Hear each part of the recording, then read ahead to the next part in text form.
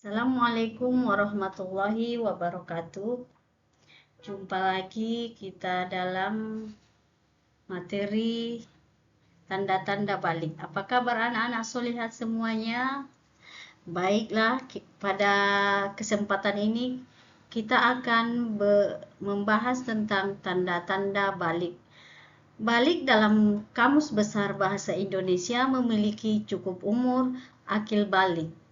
Tanda-tanda balik pada laki-laki dan perempuan berbeda.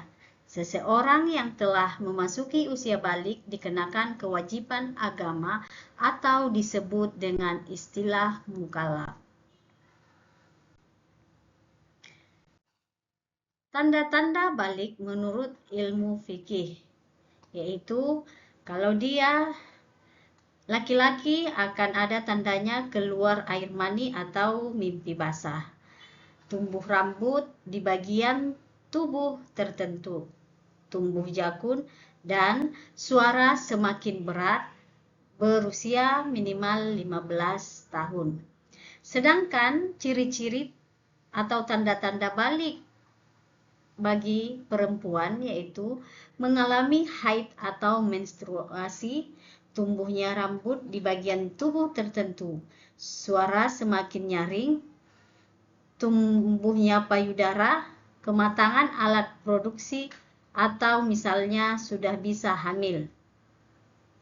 Selain tanda-tanda fisik, balik juga ditandai dengan karakter yang berakhlak mulia, tunduk dan taat beribadah, inovatif dan kreatif, serta berkarya atas bakat.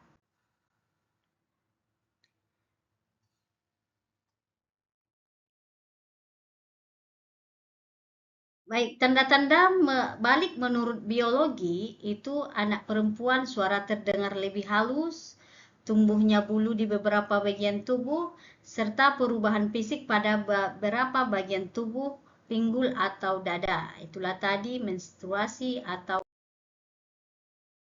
baik. Kewajiban setelah memasuki usia balik yaitu sholat fardu, ya, menjaga sholat 5 waktu, melaksanakan puasa Ramadan, membayar zakat, menutup aurat, serta melaksanakan haji bagi yang mampu atau mandi wajib. Itulah tanda-tanda usia balik pada kalau sudah dewasa. Yang kedua itu menuntut ilmu. Kita wajib menuntut ilmu apabila kita sudah usia balik,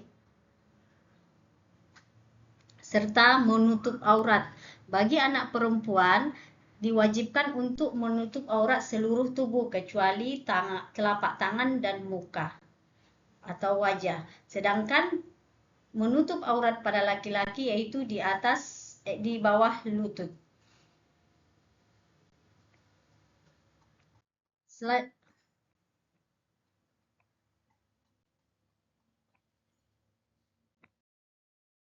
Assalamualaikum warahmatullahi wabarakatuh. Jumpa lagi kita di video selanjutnya, yaitu tentang hijrahnya Nabi Muhammad SAW. Dalam Kamus Besar Bahasa Indonesia, hijrah artinya perpindahan Nabi Muhammad SAW bersama sebagian pengikutnya dari Mekah ke Madinah untuk menyelamatkan diri dan sebagainya dari tekanan kaum kafir Quraisy. Hijrahnya Nabi Muhammad SAW adalah peristiwa bersejarah dalam Islam yang terjadi pada tahun 622 Masehi, yaitu saat Nabi Muhammad SAW dan pengikutnya berpindah dari Mekah ke Madinah. Peristiwa ini merupakan langkah strategis yang mengubah nasib umat Islam dan menandai awal kalender Hijriah. Ada beberapa hal yang berkaitan dengan hijrahnya Nabi Muhammad SAW,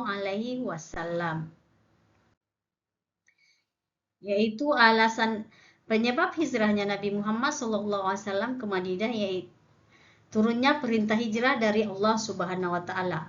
Nabi Muhammad SAW hijrah untuk menyebarkan ajaran Islam setelah mengalami penjoliman dan pengusiran dari kaum Quraisy di Mekah, serta perjalanan hijrah Nabi Muhammad SAW ditemani oleh sahabatnya Abu Bakar As-Siddiq.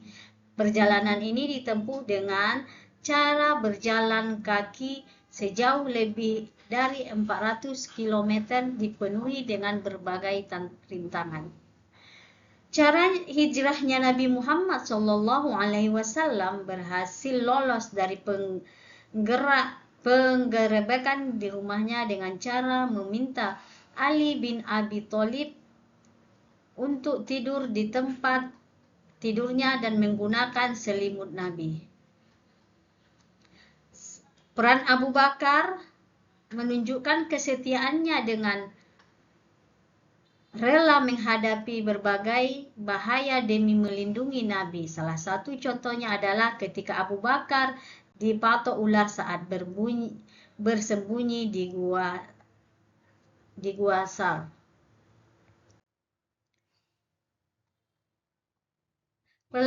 Perjalanan hijrah Nabi Muhammad SAW ke Madinah, kafir Quraisy menyusun rencana. Setelah mereka menyusun rencana, maka mereka hijrah. Nabi Muhammad SAW dan Abu Bakar di Gua Sur berjalan menuju Madinah serta sampainya ke Madinah. Baik, yang bisa kita teladani dari perjalanan Nabi Muhammad SAW ke Madinah yaitu memperkuat iman dan ketakwaan, menghargai dan menerapkan nilai-nilai transformasi, pengorbanan, dan komitmen, serta terbuka terhadap perubahan, percaya pada rencana Allah Subhanahu wa Ta'ala, serta berkomitmen pada nilai-nilai kemanusiaan seperti keadilan, kasih sayang, dan kebersamaan, dan rela berkorban, serta percaya diri, teguh pendirian, sikap tanggung jawab. Selain itu, ada beberapa hal yang dapat kita teladani dari Nabi Muhammad SAW di Madinah, yaitu membangun masjid sebagai simbol komunikasi antara hamba dan pencipta dan sebagai pemersatu umat Islam, dan mempersaudarakan antar kelompok pendatang muhajirin dan kelompok pribumi Ansor, serta menyusun strategi untuk membuat perjanjian dengan kaum Yahudi, serta menata ekonomi, politik, sosial, dan budaya. Itulah teladan yang harus kita contoh dari hijrah Nabi Muhammad SAW.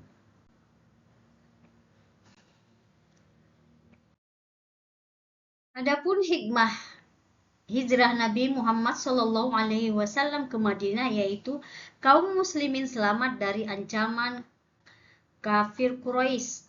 Semakin kuatnya persaudaraan kaum muslim, bertambahnya kecintaan kaum muslim pada Islam, terjalinnya persaudaraan baru antara kaum muslim, serta meningkatkan keimanan dan ketakwaan. Peristiwa hijrah merupakan momentum untuk meningkatkan keimanan dan ketakwaan kepada Allah Subhanahu wa Ta'ala, serta rela berkorban demi Islam. Hijrah mengajarkan umat Islam untuk rela berkorban demi mempertahankan kebenaran dan agama yang diridhoi Allah Subhanahu wa Ta'ala.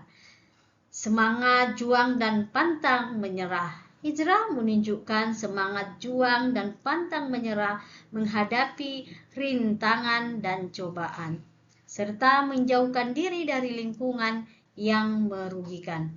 Hijrah mengajarkan untuk menjauhkan diri dari lingkungan yang merugikan, mengajarkan untuk memperkuat keteguhan hati, serta hijrah mengajarkan untuk menanamkan toleransi dan solidaritas. Hijrah juga menjadi awal dan dirintisnya masyarakat Islam berdaulat di Madinah. Serta hijrah merupakan langkah strategis untuk menegakkan nilai-nilai tauhid kepada Allah. Hijrah juga merupakan langkah untuk membersihkan dunia dari kejahatan dan kejoliman. Baik, itulah tadi hikmah yang bisa kita ambil dari perjalanan hijrahnya Nabi Muhammad SAW. Sekian, Assalamualaikum warahmatullahi wabarakatuh.